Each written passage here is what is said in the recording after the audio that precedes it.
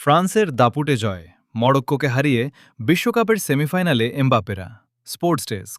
২০২৬ FIFA বিশ্বকাপের quarter ফাইনালে শক্তিশালী ফ্রান্স দুর্দান্ত ফুটবল উপহার দিয়ে ২-০ গোলে হারিয়েছে মরক্কোকে।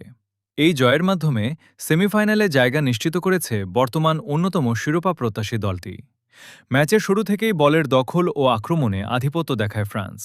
প্রথমার্ধে একাধিক সুযোগ তৈরি করলেও মরক্কোর গোলরক্ষক ইয়াসিন বুনুর অসাধারণ সেভে গোলশূন্য থাকে ম্যাচ। দ্বিতীয়ার্ধের ৬০তম মিনিটে দলের ত্রাতা হয়ে আসেন কিলিয়ান এমবাপ্পে। দুর্দান্ত এক শটে তিনি ফ্রান্সকে এগিয়ে দেন ১-০ ব্যবধানে। মাত্র ৬ মিনিট পর এমবাপ্পের তৈরি করা সুযোগ থেকে উসমান ডেম্বেলে গোল করে ব্যবধান ২-০ করেন। এরপর মরক্কো ফিরে আসার চেষ্টা করলেও ফ্রান্সের শক্তিশালী রক্ষণভাগ তাদের কোনো সুযোগ দেয়নি। এই জয়ের ফলে ফ্রান্স বিশ্বকাপের সেমিফাইনালে উঠে গেল এবং এখন তাদের সামনে আরও এক ধাপে গিয়ে ফাইনালে ওঠার সুযোগ। পুরো ম্যাচ জুড়ে এমবাপ্পে ছিলেন সবচেয়ে উজ্জ্বল তারকা।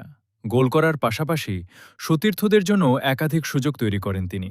অন্যদিকে মরক্কোর জন্য এবারই শেষ হল স্বপ্নের বিশ্বকাপ অভিযান।